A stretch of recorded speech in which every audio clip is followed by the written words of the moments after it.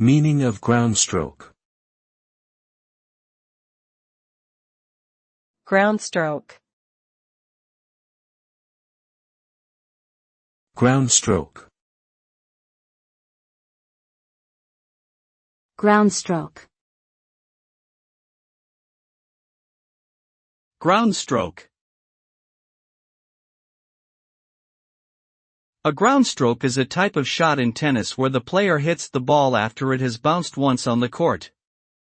It is usually executed from the back of the court and is an essential part of a player's game. Groundstrokes can be hit with topspin or backspin, depending on the situation. By hitting a groundstroke with topspin, the player can create a higher bounce, which makes it more difficult for the opponent to return. In summary, groundstrokes are an important component of a player's arsenal and can be used to control the pace and direction of the game.